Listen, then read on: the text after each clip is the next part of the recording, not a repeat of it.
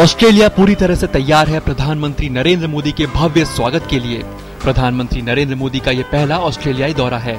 प्रधानमंत्री नरेंद्र मोदी म्यांमार की यात्रा के बाद G20 के शिखर सम्मेलन में हिस्सा लेने के लिए ब्रिस्बेन पहुंचेंगे।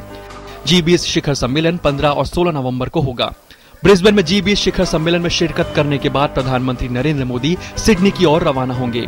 सिडनी के एल्फोंस एरिना में प्रधानमंत्री नरेंद्र मोदी वहां पर भारतीय समुदाय के लोगों को संबोधित करेंगे, जिसको इंडियन ऑस्ट्रेलियन कम्युनिटी फाउंडेशन आयोजित करेगा।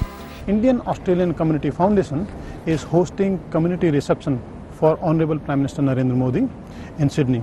In this event, we are expecting more than 17 to 18,000 people to attend this event. 21,000 से ज्यादा लोगों के इस जनसभा में आने की उम्मीद है।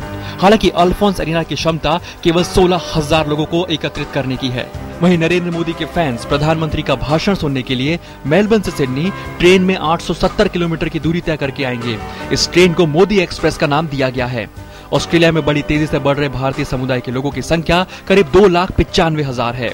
The youth of this country are looking forward to this Prime Minister, in particular the connection how the country's grown, and especially towards those areas of growth and through the economy, not only that, the cultural part of it as well.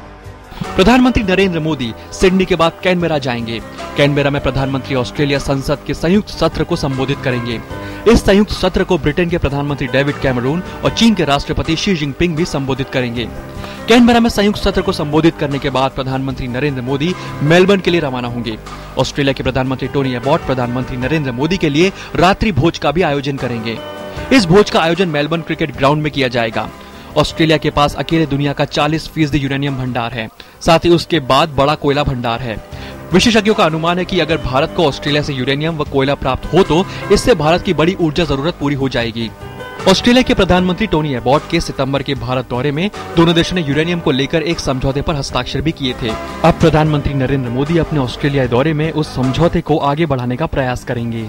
दोनों देशों ने द्विपक्षीय व्यापार को भी 2015 तक 40 अरब ऑस्ट्रेलियाई dollar तक ले जाने का लक्ष्य रखा है। ऑस्ट्रेलिया पूरी तरह से तैयार है प्रधानमंत्री नरेंद्र मोदी के भव्य स्वागत के लिए। वहीं सिडनी में भी लोगों पर मोदी मैजिक सर चढ़ करके बोल रहा है, जहां पर प्रधानमंत्री नरेंद्र मोदी भारतीय समुदाय के लोगों को संबोधित करेंगे।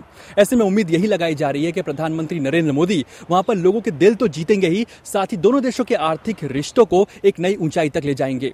अरुण शर्मा, दूरदर्शन न्यूज।